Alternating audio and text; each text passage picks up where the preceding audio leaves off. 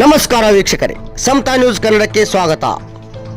ನ್ಯಾಯಮೂರ್ತಿಗಳ ಮೇಲೆ ಶೂ ಎಸೆದವನ ವಿರುದ್ಧ ಭೀಮವಾದ ಜಿಲ್ಲಾ ಸಂಘಟನೆ ವತಿಯಿಂದ ಹೋರಾಟ.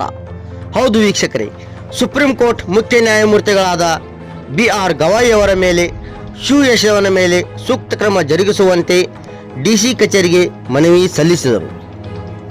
ಈ ಸಂದರ್ಭದಲ್ಲಿ ಸಿದ್ದಪ್ಪ ಕಾಂಬ್ಳೆ, ಮಂಜುನಾಥ್, ಸುರೇಶ್, ಶಶಿ, ದೀಪಕ್, ಸಾಗರ್, ಅಖಿಲ್, ಆನಂದ್, ಲಕ್ಷ್ಮಣ್, ರಾಜು, ರಾಹುಲ್, ಶಿವಾಜಿ, ಜಯಶ್ರೀ, ಅನಿಲ್, ಮಹೇಶ್, ರಾಕೇಶ್, ನಾಗೇಶ್,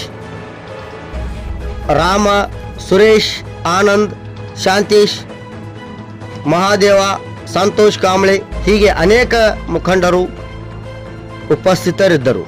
ಬೆಳಗಾವಿಯಿಂದ ವರದಿಗಾರರು ರಮೇಶ್ ಬದಾಮಿಯವರು. ಮುಂದಿನ ಸುದ್ದಿಯೊಂದಿಗೆ ಮತ್ತೆ ಭೇಟಿಯಾಗೋಣ. ಅಲ್ಲಿವರೆಗೆ ನೋಡ್ತಾ ಇರಿ ಮತ್ತು ಸಬ್ಸ್ಕ್ರೈಬ್ ಮಾಡಿ ಸಮತಾ ನ್ಯೂಸ್ ಕನ್ನಡವನ್ನು ಅಂತ ಹೇಳ್ತಾ ಮತ್ತೆ ಸಿಗೋಣ. ನಮಸ್ಕಾರ.